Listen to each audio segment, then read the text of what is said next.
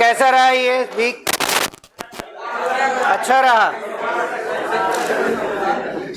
पढ़ाई करी या नहीं करी है बताओ पहले। अच्छा पढ़ाई करी है, लेकिन तुम्हारी शिकायतें तो बहुत सारी आ रही है। पढ़ाई तो कर रहे हो लेकिन शिकायतें क्यों आती है फिर? अभी तक रिवीजन कॉपी बनी नहीं है। बन गई क्या? चलो खरीद के तो ले आए, ठीक है। तो उसका यूज भी तो करना है ना, वो खरीद के लाने के लिए और उसके बाद रखने के लिए थोड़ी है ना। तो उसका यूज कब करोगे? कोई बात नहीं, अब कितने महीने बचे हैं खुद ही जानते हो, 3 है, ठीक है। वापिस अगले वीक आऊंगा, फिर वापिस बताऊंगा 3 है। उसके नेक्स्ट वीक जब आऊंगा तो वो 2 हो जाएंगे फिर 3 की जगह, है ना। तो इसीलिए टाइम निकलता जा रहा है। अपनी रिवीजन कॉपी तैयार कर लो जितना जल्दी हो सके उतना जल्दी, क्योंकि तुम्हारे पास अभी भी टाइम है। 3 महीने बहुत है आपकी जेट ICAR BHU की तैयारी के लिए, ठीक है। और मैं जब भी क्लास लेने आता हूँ मेरा ये मानस रहता है कि आपका कोई एक क्वेश्चन जो है वो तैयार हो जाए, ठीक है। तो ये मान के चलना, जो भी हम पढ़ रहे हैं यहाँ पर इन 2 दिनों के अंदर जो भी क्लासेस अपनी हो रही है, एक दिन भी हो रही है, तो उसमें से एक क्वेश्चन कंफर्म है, आएगा ही आएगा, फिक्स है। और जो हम क्लास में डिस्कस कर रहे हैं उसी से क्वेश्चन आएगा, इसके अलावा बाहर कहीं से जाने वाला क्वेश्चन है नहीं, ओके। तो एटलीस्ट जो भी क्लासेस आप अब पढ़ रहे हैं, बहुत अच्छी चीज़ें आप पढ़ रहे हैं, अब जनरल एग्रीकल्चर की चीज़ें, इंस्टीट्यूट्स वगैरह पढ़ने लगे हो ना, ठीक है। तो इन सब से क्वेश्चन आपके एग्जाम में बनेंगे ही बनेंगे, चाहे कोई सा भी एग्जाम आप देने वाले हो, ठीक है। चलिए, तो आज अपन बात करने वाले हैं बेटा एक बहुत ही इंटरेस्टिंग और अच्छे टॉपिक के बारे में। एक बहुत ही इंपॉर्टेंट इंसेक्ट जो है उसके बारे में हमें पढ़ना है, ओके। हमने एंटोमोलॉजी कंप्लीट कर ली, सारे इंसेक्ट्स पढ़ लिए, लेकिन इसके अलावा भी एक इंसेक्ट है जिसको डिटेल में हमें पढ़ना है, जिसका नाम क्या है बेटा? हनी बी या फिर मधुमक्खी, ठीक है। एपीकल्चर जो है वो आपके कोर्स में है, आपके जेट ICAR या BHU तीनों में से किसी एक पेपर के अंदर क्वेश्चन आना कंफर्म है, ठीक है। या फिर अगर आप सुपरवाइजर का एग्जाम भी दोगे, हाँ बेटा टिलेज कंप्लीट हो गया हो, ठीक है। उसके अंदर या तो अपन देखेंगे एक बार कि उसकी जो है नेक्स्ट क्लास के अंदर उसको फिर कंप्लीट कर लेंगे, ठीक है। कुछ चीजें रह गई, मॉडर्न कॉन्सेप्ट रह गया है, ओल्ड कॉन्सेप्ट हमने कंप्लीट कर लिया है, ठीक है। चलिए, तो हनी बी की बात करें बेटा, तो पहले तो तुम मुझे बताओगे फिर मैं तुम्हें बताऊंगा, ठीक है। चलो, हनी बी या फिर मधुमक्खी जो है ये कौन से संघ का प्राणी है? Very good, Coleoptera. कोई कह रहा है इंसेक्टा। संघ का मतलब क्या है बेटा? फाइलम। क्या मतलब है? फाइलम। कौन सा है? आर्थ्रोपोडा, ठीक है। और यही वो क्वेश्चन है जो हमसे ICAR ने पूछा था और तुम गलत करके आए थे। कारण क्या था कि यहाँ पर हम शब्द को सही से नहीं सुन रहे हैं कि हमसे एग्जामिनर पूछना क्या चाहता है, ठीक है। वो हमसे पूछ रहा है बेटा संघ क्या है, उसका फाइलम क्या है, और अपन आंसर दे रहे हैं उसकी क्लास का, ठीक है। तो हमें वहां पर वर्ड अच्छे से समझना है कि वो क्या चीज जो है हमसे पूछ रहा है। 4 चीजें हमसे पूछने के उसके पास हक है, ठीक है। 4 चीजें पूछ सकता है बेटा। पहला तो संघ या फाइलम, दूसरा उसका क्लास या हम कह सकते हैं वर्ग, ऑर्डर की बात करें तो इसको हम क्या कहेंगे? गण कहेंगे, और फैमिली को क्या कहेंगे? कुल कहेंगे। तो ये 4 चीजें जो है वो एग्जामिनर आपसे पूछ सकता है किसी भी इंसेक्ट के लिए जो हमने पढ़ा है, ठीक है। और उस टाइम पर अगर हमने इसको कंफ्यूज कर लिया कि संघ पूछा है या फिर क्लास पूछी है तो फिर हमारा बेड़ा पार होने वाला है, ठीक है। तो इस चीज को ध्यान रखें। संघ कौन सा बेटा? आर्थ्रोपोडा। वर्ग की बात करें तो कौन सा है? इंसेक्टा। कौन सा है बेटा? ओके, इंसेक्ट का दूसरा नाम क्या है? हेक्सोपोडा। क्या मतलब है? 6 पैर वाले। क्या मतलब है? 6 पैर वाले। और जोड़ी के अंदर डिवाइड कर दो तो 3 जोड़ी पैर। हम पढ़ चुके हैं ये चीज, ठीक है। हमारा बेसिक कॉन्सेप्ट ही था। नेक्स्ट बात करें बेटा ऑर्डर या गण की, तो कौन सा है? हाइमेनोप्टेरा। कौन सा है? हाइमेनोप्टेरा, ठीक है। यहाँ पे आपको बेटा 3 जो हमारी मक्खियां हैं, जैसे हनी बी को हम हिंदी के अंदर क्या कहेंगे बेटा? मधुमक्खी। क्या कहेंगे? मधुमक्खी। तो इसी से जुड़ी हुई हमारे पास जो मक्खी के नाम से है या बीज के नाम से है, हमारे पास 3 बी या फिर 3 मक्खियां हैं। कितनी है जो आपको याद रखनी है? पहली तो कौन सी है? मधुमक्खी, ठीक है। दूसरी आपको याद रखनी है कौन सी? फल मक्खी, ठीक है। और तीसरी याद रखनी है सफेद मक्खी। ठीक है, तीनों का साइंटिफिक नेम, तीनों का गण और तीनों के जो मेन हमारे जो हम कह सकते हैं हमारा जो कायांतरण हो रहा है या मेटामॉर्फोसिस है वो आपको पता होना चाहिए। ठीक है, चलिए एक बार वापस रिवाइज कर ले। मधुमक्खी का गण कौन सा लिखा बेटा हमने? हाइमेनोप्टेरा। कौन सा लिखा? हाइमेनोप्टेरा। ठीक है, अगर बात करें हमारे फल मक्खी की तो उसका गण कौन सा है? फल मक्खी या घरेलू मक्खी, उसका गण कौन सा है? ऑर्डर कौन सा है? चलो चार ऑप्शन देता हूं। एक है लेपिडोप्टेरा, फल मक्खी। ठीक है, फल मक्खी का गण कौन सा है? एक है लेपिडोप्टेरा, एक है कॉलियोप्टेरा, एक है हेमिप्टेरा और एक है डिप्टेरा। याद आ गया? ठीक है, तो जल्दबाजी में आंसर नहीं करना है, सोच समझ के आंसर करो, आंसर आएगा। लास्ट बात करें बेटा किसकी? हमारी सफेद मक्खी की। नाम क्या है उसका? बेमेसिया टेबेसाई। उसका ऑर्डर कौन सा है? हेमिप्टेरा। कौन सा है? ठीक है, तो तीनों मक्खियां हैं लेकिन तीनों का ऑर्डर अलग है, इसीलिए हमें ऑर्डर यहाँ पर याद रखना पड़ेगा। ठीक है, चलिए नेक्स्ट बात करें बेटा इसके कुल या फिर इसकी फैमिली की, तो कौन सी है? एपीडी। कौन सी है? एपीडी। और यहीं से हमारे पास जो वर्ड आया है वो कौन सा है बेटा? एपीकल्चर। कौन सा है? एपीकल्चर। ओके, ये जो एपीडी इसका कुल है उसी से वर्ड लिया हुआ है एपीकल्चर। ठीक है, एपी का मतलब हम यहाँ पर क्या लिखते हैं? मधुमक्खी या हनी बी। क्या करेंगे? एपी का मतलब हनी बी और कल्चर का मतलब क्या होता है? रियरिंग। क्या मतलब होता है बेटा? रियरिंग। ठीक है, तो हम कह सकते हैं रियरिंग ऑफ द हनी बीज, मतलब मधुमक्खियों का पालन करना क्या कहलाएगा? एपीकल्चर। क्या कहलाएगा? एपीकल्चर। ठीक है, तो सिंपल शब्दों में आप लिख सकते हो एपीकल्चर का मतलब क्या है? मधुमक्खी जो है उसका क्या करना है? पालन करना है। क्या करना है? पालन। ठीक है, तो मधुमक्खी का पालन क्या कहलाता है? एपीकल्चर कहलाता है। क्वेश्चन बिल्कुल सिंपल सा और एग्जाम में पूछा हुआ भी है। ठीक है, ये आंसर कर सकते हो। ठीक है, एक हमसे कल्चर के ऊपर बहुत सारे क्वेश्चंस बनते हैं बेटा, उसको याद रखना। आप चाहे बात करें जैसे हमारी जो बागबानी वाली फसलें हैं उनका कल्चर करना क्या कहलाता है? हॉर्टिकल्चर। ठीक है, बागबानी वाली फसलें कही मैंने प्लांटेशन क्रॉप्स या फ्रूट क्रॉप्स या वेजिटेबल्स या फ्लावर्स को अलग नहीं किया। क्या पूछा? बागबानी वाली फसलों को उगाना या कल्चर करना क्या कहलाएगा? हॉर्टिकल्चर। ठीक है, सेकंड बात करें हमारी सब्जियां उगाना क्या कहलाएगा? ओलेरीकल्चर, वेजिटेबल फार्मिंग जो हम कर रहे हैं। ठीक है, अगर आप बात करें आपके फ्रूट्स जो है फल, उसको क्या कहेंगे? पोमोलॉजी कहेंगे, वो उसकी स्टडी भी कहलाती है। और लास्ट बात करें फ्लावर्स की तो क्या कहेंगे? फ्लोरिकल्चर। ठीक है, इसी की तरह एपीकल्चर आया तो वो कौन हो गया? मधुमक्खी का पालन।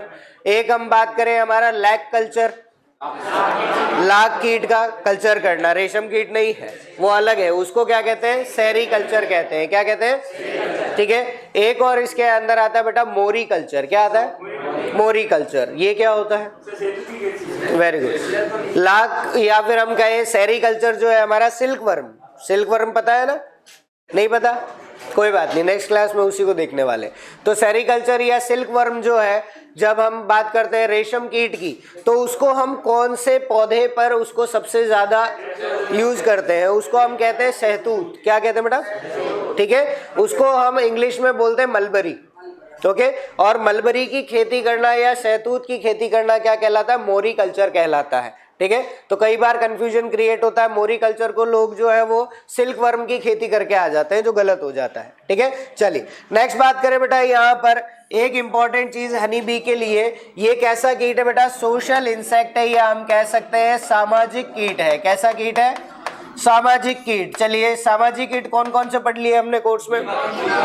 और दूसरा मधुमक्खी। दो ही याद रखने, एक दीमक है और एक मधुमक्खी है। दीमक में कितनी प्रजातियां मिली थी बेटा? 4 मिली थी क्या? कितनी मिली थी? 3 मिली थी। एक तो राजा और रानी। ठीक है, 2 तो ये हो गए शाही सदस्य, दोनों एक में ही आएंगे। ठीक है, दूसरा श्रमिक या वर्कर्स और तीसरा सैनिक या सोल्जर्स। ठीक है, यहाँ पर भी आगे हम बात करने वाले कौन कौन आएंगे। नेक्स्ट बात करें यहाँ पर बेटा, एक इंपॉर्टेंट चीज जो है वो यहाँ पर फिर से हमें पढ़नी है, उसको क्या कहते हैं? पार्थेनोजेनेसिस। क्या बोलते हैं? हिंदी में हम इसे कहेंगे अनिषेक जनन। क्या कहेंगे? अनिषेक जनन कहा जाएगा। तो अनिषेक जनन जो है वो किसके अंदर मिलता है बेटा? मधुमक्खी में मिलता है। किसके अंदर मिलता है? मधुमक्खी में। ठीक है, हनी बी के अंदर मिलेगा। आप अनिषेक जनन पहले भी पढ़ चुके हैं। किसके अंदर? वेरी गुड, याद आ गया। मस्टर्ड एफिड या सरसों का मोइला जो पढ़ा था हमने, उसके लिए लिखा था जब हम रिप्रोडक्टिव सिस्टम पढ़ रहे थे कैरेक्टर्स के अंदर, है ना। उसका प्रजनन तंत्र पढ़ा था, तभी बात करी थी। सभी के सभी कीट कैसे होते हैं? अंड प्रजनक होते हैं, मतलब ओविपेरस, अंडे देंगे। लेकिन कुछ कीट जो है वो क्या होते हैं? अंड जरायुज होते हैं। कैसे होते हैं? अंड जरायुज, मतलब ओवोविविपेरस। ठीक है, तो वहां पर क्या चीज हो रही बेटा कि अंडे का फर्टिलाइजेशन ही नहीं हुआ, वहां निषेचन ही नहीं हुआ और उसी से नया हमारा जो कीट है वो बन रहा है। तो उसको हम क्या कहेंगे? पार्थेनोजेनेसिस। ये आप हॉर्टिकल्चर में ज्यादा बेस्ट तरीके से पढ़ रहे हो। ठीक है, पार्थेनोजेनेसिस हॉर्टिकल्चर में क्या होता है? हॉर्टिकल्चर में पढ़ा होगा ना पार्थेनोजेनेसिस। अनिषेक जनन नहीं पढ़ा अभी तक? आया होगा उसके अंदर कि हमारे जो बिना बीज वाले जो फल है वो बनते हैं, उस प्रक्रिया को पार्थेनोजेनेसिस कहा जाता है। ठीक है, यहाँ पर क्या होगा? बिना अंडे के ही क्या बनना? नया कीट बनना। उसको हम क्या कहेंगे? हमारा पार्थेनोजेनेसिस, या कहेंगे बिना फर्टिलाइजेशन। फर्टिलाइजेशन नहीं होगा तो उसको क्या कहा जाएगा? अनिषेक जनन कहा जाएगा। इतना सा हमें याद रखना है। आपको एग्जाम में जो पूछा जा सकता है वो इतना सा कि आपको क्वेश्चन दे देगा अनिषेक जनन किसमें मिलता है, तो हमें वहां पर ध्यान रखना है। दो ही कीट है, एक तो कौन सा है? एफिड, और एक कौन सा है? Honey bee. ओके, नेक्स्ट बात करें बेटा। पार्थेनोकार्पी जो है वो प्रोसेस है। ठीक है, मतलब कॉन्सेप्ट है पार्थेनोकार्पी, और पार्थेनोकार्पी होने की जो प्रोसेस है उसको पार्थेनोजेनेसिस कहते हैं। दोनों एक ही चीज है। ठीक है, पार्थेनोकार्पी पढ़ा हुआ है। दो यहाँ पर वर्ड आते हैं आपके, एक तो पार्थेनोकार्पी और एक आता है अपोमिक्सिस। याद आया? नहीं आया? कोई बात नहीं, हॉर्टिकल्चर में आप पढ़ोगे कि जब बिना बीज के ही हमारा फ्रूट बनता है उसको तो बोलते हैं पार्थेनोजेनेसिस, और जब बिना निषेचन के ही बीज बन जाते हैं, फ्रूट नहीं बनता, क्या बनता है? बीज, उसको बोलते हैं अपोमिक्सिस। ठीक है, हॉर्टिकल्चर में आएगा, आप पढ़ेंगे इस चीज को। ठीक है, यहाँ पर हम हनी बी की बात करेंगे। तो यहाँ पर नेक्स्ट हमें बात करनी बेटा dwelling place of honey bee, मतलब इसका जो निवास स्थान है। किसकी बात करें बेटा? निवास स्थान की। उसे क्या कहा जाता है? कॉम्ब कहा जाता है। क्या कहा जाएगा बेटा? कॉम्ब, या फिर आप इसको छत्ता भी कहते हैं। ठीक है, क्या कहेंगे? कॉम्ब या फिर छत्ता कहा जाता है। देखा हुआ है हनी बी का छत्ता? तो सबने देखा हुआ है, किसी ने हाथ तो नहीं डाला उसमें? नहीं, ऐसा किया हो तो फिर बड़े मजे आते हैं ना। अच्छा, मधुमक्खी किसके पीछे भागी है तुम में से, ये बताओ। अच्छा, काटी है डायरेक्ट ही। चलो फिर तो तुम काफी आगे हो। चलो इसको लिख ले जल्दी से।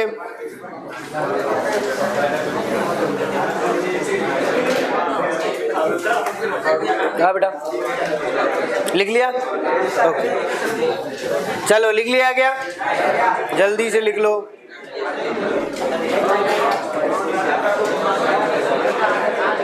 अरे आवाज नहीं, जल्दी से लिख लो। लिख लिया? ओके, आगे चले। ठीक, नेक्स्ट बात करें बेटा इसके अंदर क्लासिफिकेशन ऑफ हनी बीज। हमारे जो हनी बी आसपास मिल रही है उसका क्लासिफिकेशन है। तो लगभग पूरे वर्ल्ड की बात करो तो आपकी 70 से ज्यादा प्रजातियां हैं। कितनी है? लेकिन आपको यहाँ पर याद रखनी है केवल 5। कितनी? ठीक है, बस इतनी है, ज्यादा नहीं है। ओके, और पांचों का सिर्फ नाम याद रखना है, ज्यादा कुछ याद रखने वाली चीजें नहीं है। एक टेबल बनेगी छोटी सी जिसमें पांचों के नाम आ जाएंगे और उससे रिलेटेड, उससे जो इंपॉर्टेंट चीज है वो आ जाएगी, आराम से याद हो जाएगा। ठीक है, सबसे पहले हम बात करेंगे बेटा इंडिया की। तो इंडिया के अंदर जो मिलती है उसको हम क्या बोलते हैं? Apis indica. क्या बोलते हैं बेटा? Apis indica. ठीक है, जैसे हमने ओराइजा सटाइवा इंडिका की बात करी थी जो इंडिया में ग्रो होता है, उसी तरह से एपिस इंडिका कहाँ पर मिलेगी बेटा? इंडिया में। तो हम इसको क्या बोलते हैं? इंडियन हनी बी भी कहते हैं। क्या बोलते हैं इसको? Indian honey bee. और अगर आप इसको दूसरा नाम देना चाहें तो इसको क्या कहा जाता है?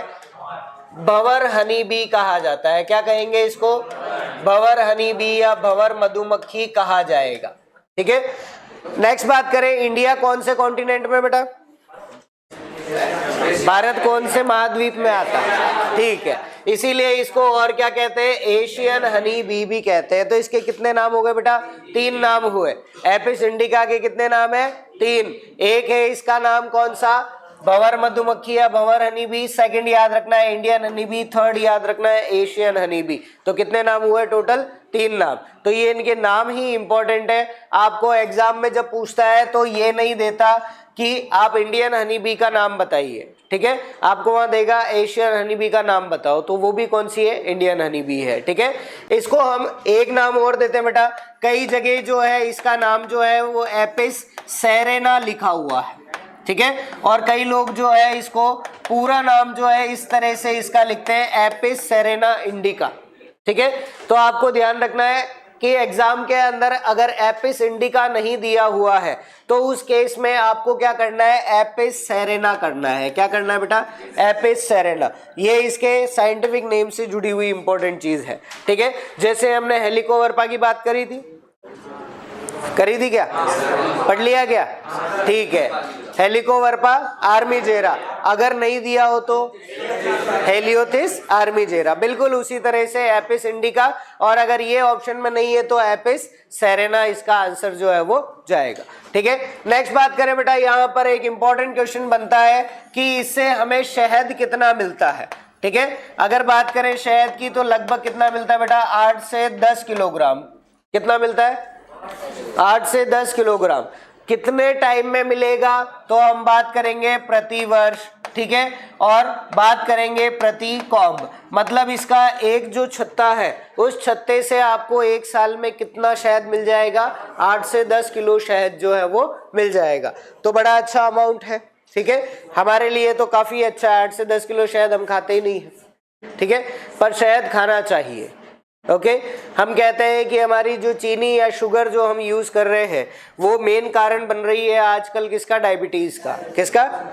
ठीक है, लेकिन डायबिटीज को सही करने के लिए काम कौन आता है? शहद आता है, जबकि ये भी मीठा है और शक्कर भी मीठी है। ठीक है, दोनों स्वीटनिंग एजेंट है, लेकिन इस ये क्या करता है? डायबिटीज को कंट्रोल करता है और वो डायबिटीज को बढ़ाती है। ठीक है, तो इसीलिए हमको अपनी डाइट के अंदर ज्यादातर जो है वो शहद या फिर जो गुड़ आता है वो यूज करना चाहिए। ठीक है, कोई नहीं करता? करते हो क्या? करना चाहिए। ठीक है, उससे आपका जो शरीर है वो ज्यादा सही रहता है। इवन एक साइंटिफिक जो हमारा सर्वे था वो कंडक्ट भी किया गया कि अगर कहीं पर चोट लग जाती है, ठीक है, और उस टाइम पर आप रेगुलर चीनी का कंजप्शन कर ही रहे हैं तो उस घाव को भरने में थोड़ा ज्यादा टाइम लगता है। ठीक है, लेकिन अगर आप उस टाइम पर शक्कर या चीनी खाना बंद कर दो तो उसको उस घाव को भरने में कम टाइम लगेगा। ठीक है, ये साइंटिफिक रिसर्च है जो प्रूव भी हो चुकी है। तो इसीलिए आप जो है वो शुगर को कम करने की कोशिश करें। ठीक है, चलिए नेक्स्ट बात करें बेटा। अगली जो हमारी स्पीशीज है उसका नाम क्या है? Apis mellifera. क्या नेम है इसे बेटा इसका? Apis mellifera. इस नाम को अच्छे से याद कर लेना क्योंकि अगली जो हनी बी आ रही है वो कंफ्यूज कर देगी। ठीक है, क्या नाम है इसका? Apis mellifera. और इसको हम दूसरा नाम क्या देते हैं बेटा? European honey bee. क्या बोलते हैं इसको? यूरोपियन हनी बी या यूरोपियन मधुमक्खी। ठीक है, चलिए नेक्स्ट बात करें बेटा। इसके लिए जो याद रखना है वो क्या है? हाईएस्ट हनी प्रोडक्शन, या हम कह सकते हैं सर्वाधिक शहद उत्पादन करती है। कौन करती है बेटा? ओके, एपिस मेलिफेरा या यूरोपियन हनी बी जो है वो सर्वाधिक शहद उत्पादन करती है। हाईएस्ट हनी प्रोडक्शन होता है। ठीक है, कितना होता है अगर बात करें बेटा तो लगभग 25 से 40 किलोग्राम प्रति वर्ष प्रति छत्ता। ठीक है, मतलब इसका एक जो छत्ता है उससे हमें कितना शहद मिल जाएगा? 25 से 40 किलोग्राम। ठीक है, और अगर बात करें कि ये कितना ज्यादा है तो हम कह सकते हैं लगभग 4 से 5 गुना है। किससे ज्यादा है बेटा? ये हमारी जो इंडियन हनी बी या फिर हम बात करें एपिस इंडिका उससे 4 से 5 गुना अधिक शहद जो है वो इससे मिल जाता है। ठीक है, आप खुद ही करके देख ले, वो 8 से 10 किलोग्राम दे रही थी, आप 8 को अगर 5 से गुणा करेंगे क्या आएगा, 40। ठीक है, तो ये लगभग कितना करती है, 4 से 5 गुना ज्यादा शहद का प्रोडक्शन कर सकती है। लेकिन बात करते हैं कि ज्यादातर इंडिया के अंदर किसको यूज करते हैं बेटा अपन, एपिस इंडिका को ही। ठीक है, इसको 1965 के टाइम पर ये जो एपिस मेलिफेरा है इसको इंट्रोड्यूस किया गया था, इंडिया के अंदर लेकर आए थे। ठीक है, और तब से अब धीरे धीरे जो है अब इसका यूज हम करने लगे हैं। बाकी पहले ज्यादातर शहद किसका यूज करते थे, एपिस इंडिका का, और अब पूछा जाएगा किसका यूज करते हैं मेनली, तो किसका करते हैं, एपिस मेलिफेरा। दो इंपॉर्टेंट चीज यहाँ पर आई है, एक तो यूरोपियन हनी बी का नाम क्या है, एपिस मेलिफेरा, दूसरा सबसे ज्यादा शहद प्रोडक्शन कौन करता है, एपिस मेलिफेरा ही करती है। ठीक है, आप जो है इंडियन हनी बी का नाम वहां नहीं लिखेंगे, अभी अपन जो है एक सीक्वेंस बनाकर पांचों जो हमारी स्पीशीज है उनको लिखेंगे भी। ठीक है, चलिए एक बार इसको लिख लें। आप यहाँ पर बनावट जो है वो भी देख सकते हैं, जैसे हम बात करें ये तो क्या है, इंडियन हनी बी, क्या है बेटा, दिख रही है। ठीक है, ये हमारी क्या है, यूरोपियन हनी बी है। ठीक है, तो दोनों की बनावट जो है वो थोड़ी थोड़ी अलग है, कलर और बॉडी का जो शेप है वो थोड़ा सा डिफरेंट होगा।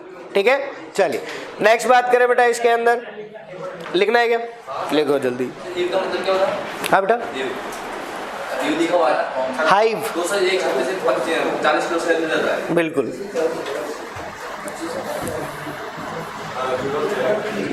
नहीं, यूरोप जाने की जरूरत नहीं है, इंडिया में आ चुकी है। ऐसा नहीं है कि शहद लाना यूरोप चले जाओ। हाँ बेटा, अच्छा घूमने जाओगे इसलिए, मुझे भी ले जाना चाहो तो। मेरा भी वीजा बनवा लूंगा मैं। चलो लिख लिया गया, ओके, अभी बताएंगे, आएगा आगे। चलिए नेक्स्ट बात करें बेटा, अगली कौन है हमारे पास, एपिस मेलिपोना। कौन सी बेटा,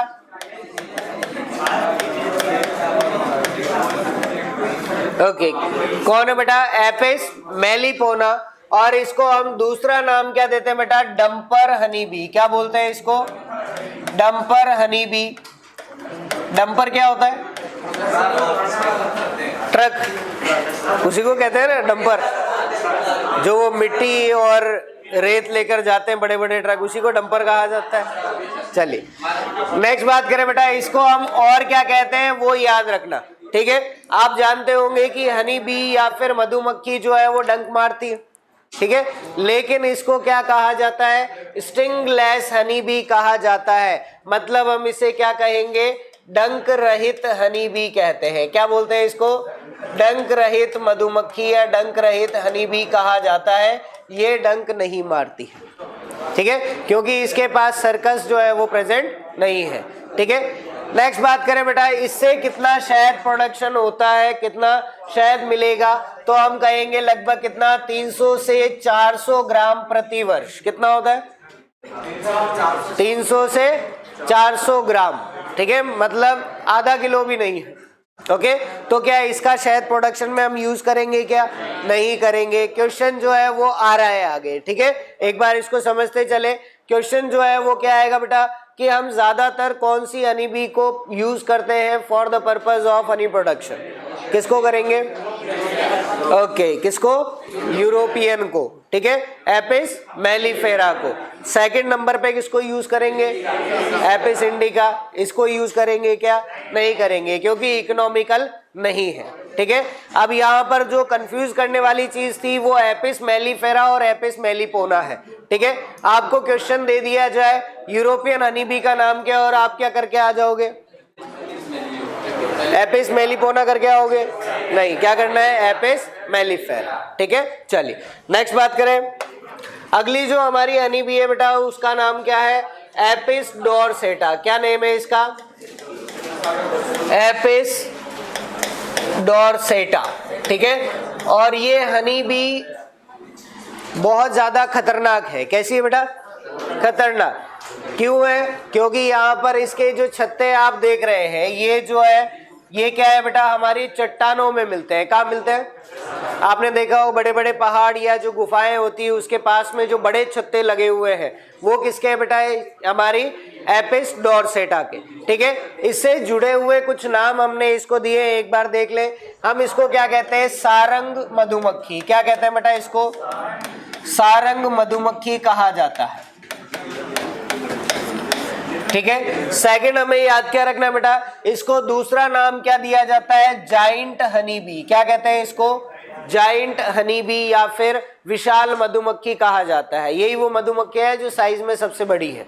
ठीक है, जो हनी प्रोडक्शन के लिए हम यूज कर रहे हैं। ओके, या फिर इसको हम क्या कहते हैं? पहाड़ी मधुमक्खी भी कहते हैं। क्या बोलते हैं बेटा?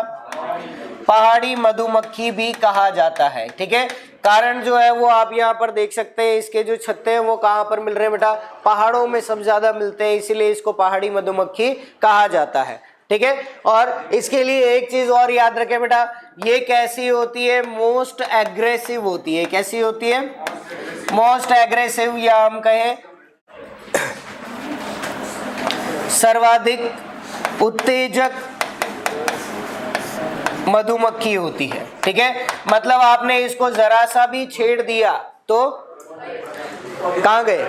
कहीं नहीं जाओगे, तुम वही रहोगे, ये आ जाएंगे। ठीक है, चलिए नेक्स्ट बात करें बेटा, हनी प्रोडक्शन कितना होता है इससे? लगभग तो हम कहते हैं 50 से 80 किलोग्राम प्रति वर्ष। कितना होता है? 50 से 80 किलोग्राम। लेकिन क्या जाना पसंद करोगे? क्योंकि ये सबसे ज्यादा क्या है बेटा? एग्रेसिव है। ठीक है, आप इसके छत्ते के आसपास भी दिखे और अगर इसे खतरा महसूस हो गया तो सारी की सारी मधुमक्खियां जो है वो आपके पास आ जाएगी। और एक छत्ते में लगभग मधुमक्खियां कितनी होती है?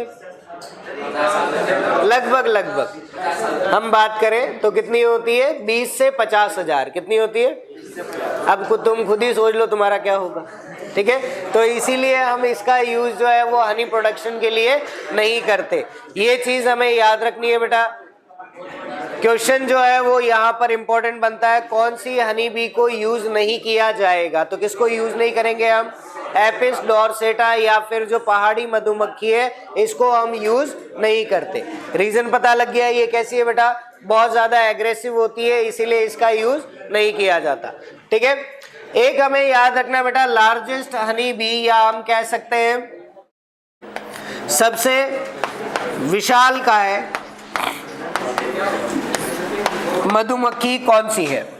ठीक है, तो सबसे ज्यादा जो विशालकाय मधुमक्खी है वो भारत में ही मिलती है, जिसको हम क्या बोलते हैं बेटा?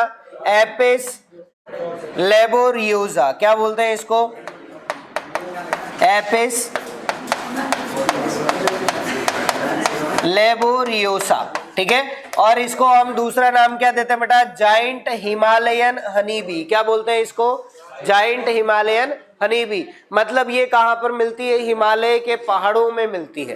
ठीक है, जो हमारे फुट हिल्स है बर्फ में नहीं मिलेगी। ठीक है, जो नीचे के जो हमारे पहाड़ है फुट हिल्स है वहां पर सबसे ज्यादा चट्टानों के बीच में मिलती है, जो कि सबसे बड़ी हनी बी कहलाती है। इसका एक जो वयस्क हमारा जो मधुमक्खी है वो लगभग 3 सेंटीमीटर की हो सकती है। कितनी?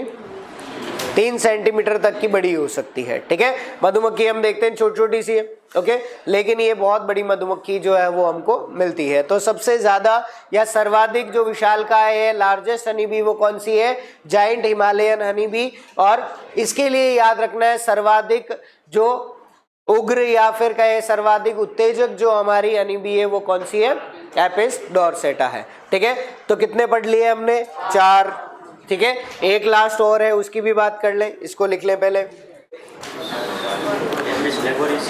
हाँ, एपिस लेबोरियोसा।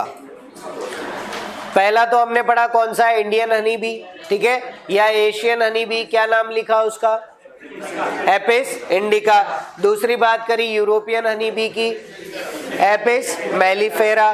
तीसरी बात करी डंपर हनी बी की, एपिस मेलिपोना। चौथी बात करी हमने किसकी?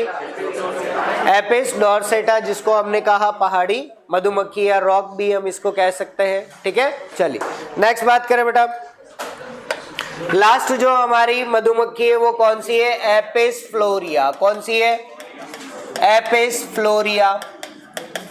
और एपिस फ्लोरिया जो है बेटा इसको हम क्या बोलते हैं, टाइनी या फिर लिटिल हनी बी, यही नाम लिख लेना, हिंदी के अंदर लिखने की जरूरत नहीं है। क्या कहेंगे इसको हम, लिटिल हनी बी कहेंगे, क्योंकि ये साइज में सबसे ज्यादा छोटी होती है।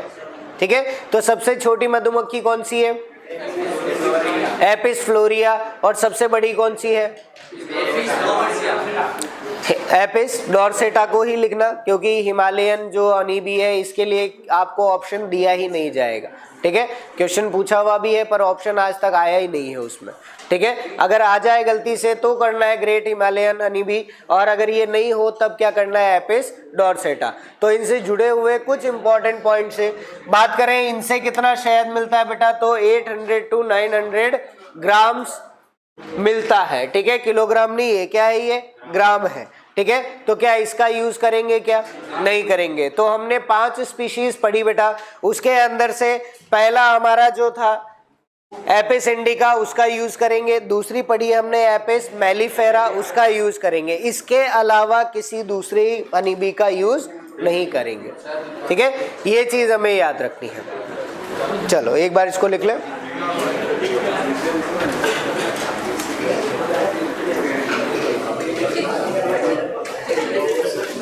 आपने मधुमक्खी देखी है क्या, देखिए, वेरी गुड। कहाँ मिलती है, ज्यादातर जो मॉइस्ट एरियाज या फिर जो पानी वाले क्षेत्र है, जंगलों के आसपास जो है वहां पर सबसे ज्यादा मिलती है। ठीक है, गांव में आप देखें तो तालाब जो है उसके पास के जो पेड़ है उन पर छोटी छोटी मधुमक्खी जो है वो कौन सी है, एपिस फ्लोरिया है। ठीक है, हाँ पानी के पास मिलती है, पानी की टंकी के पास, वही काटा तुझे है ना, बाकी ऐसे याद थोड़ी रहता है। चलिए लिख लिया गया, ओके। वो अलग है बेटा, वो मधुमक्खी नहीं है, उसको हम वास्प कहते हैं। ठीक है, उसको हाँ टाटिया कहते हैं हिंदी में, लेकिन इंग्लिश में वास्प कहा जाता है उसको। ओके, चलिए अब कुछ क्वेश्चंस हैं उसके हम बात कर लें। क्वेश्चंस यहाँ पर लिख भी लेते हैं एक बार। पहला हमारा क्वेश्चन जो है वो कौन सा है बेटा,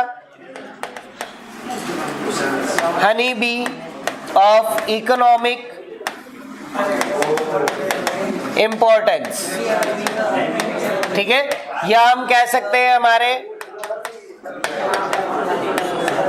आर्थिक महत्व की मधुमक्खी। ठीक है, तो आर्थिक महत्व की मधुमक्खियां कितनी है बेटा, 2 है। ठीक है, एक का नाम जो है सबसे पहले याद रखना है वो कौन सा है, एपिस मेलिफेरा। अब मेलिफेरा नहीं है, मेलिफेरा है। दूसरी याद रखनी है वो कौन सी है बेटा, एपिस इंडिका। कौन सी है, एपिस इंडिका। आर्थिक महत्व की का मतलब क्या है बेटा, कि इसको हम शहद उत्पादन के लिए यूज कर रहे हैं। ठीक है, बाकी बची हुई तीनों हमारी जो है एपिस मेलिपोना, एपिस फ्लोरिया और एपिस डॉर्सेटा, इनको हम यूज नहीं करते। ठीक है, नेक्स्ट इसके अंदर हमें जो याद रखना है बेटा वो क्या है, सर्वाधिक शहद उत्पादन। ठीक है, जिससे हमें सर्वाधिक क्या मिलता है बेटा, शहद मिलेगा। हाईएस्ट जो हमारा हनी प्रोडक्शन जो है वो मिलता है, वो कौन सी मधुमक्खी है बेटा हमारे पास, एपिस डॉर्सेटा। कौन सी है, एपिस डॉर्सेटा। हमने बात करी ना, अभी लिखा था। ठीक है, कितना, 50 से 80 किलोग्राम। सेकंड हमारे पास जो आएगी वो कौन सी बेटा, एपिस मेलिफेरा। तीसरी जो आएगी वो कौन सी होगी, एपिस इंडिका। ठीक है, इन तीनों का ही याद रख लेना, इससे ज्यादा याद रखने की जरूरत नहीं है, क्योंकि बाकी जो बची हुई हमारे पास मेलिपोना और फ्लोरिया, ये दोनों जो है वो लगभग आधा किलो या फिर उसके आसपास जो है वो शहद प्रोडक्शन करती है, वो इंपॉर्टेंट नहीं बनता। इनका अच्छे से याद रखना। एपिस डॉर्सेटा लगभग कितना शहद बना लेती बेटा, 50 से 80 किलोग्राम। एपिस मेलिफेरा की बात करें तो लगभग 20 से 40 या 25 से 40 किलोग्राम, और इंडिका की बात करें तो लगभग 8 से 10 किलोग्राम शहद जो वो है वो 1 साल के अंदर बना लेती है। ठीक है, तो इन तीनों के जो शहद प्रोडक्शन है वो हमें याद रखने हैं। ठीक है, ये सीरीज है, इस सीरीज पर आपसे क्वेश्चन पूछ सकता है कि इनको सही क्रम में जमाइए। ओके, बढ़ते हुए क्रम में या घटते हुए क्रम में आपको पूछ लेगा, तो फिर हमें इसको सही बताना है। ठीक है, यहाँ पर जो हमने सीरीज लिखी बेटा, ये घटते हुए क्रम में या बढ़ते हुए क्रम में? बढ़ते हुए क्रम में है। घटते हुए क्रम में है क्या? ठीक है, नहीं तो तुम्हें अभी मैं वापस 4th 5th क्लास में भेज देता कि पहले तुम वहाँ सीख के आओ। कई लोग हैं वो आज तक कंफ्यूज है कि ये बड़ा मुंह जिधर होता है वो वैल्यू छोटी होती है बड़ी होती है? वो बड़ी होती है, ठीक है। और जिधर छोटा मुंह होगा वो क्या होगी? छोटी होगी, ठीक है। बस इतना सा याद रखना है। चलिए लिख लिया बेटा, लिख लो एक बार।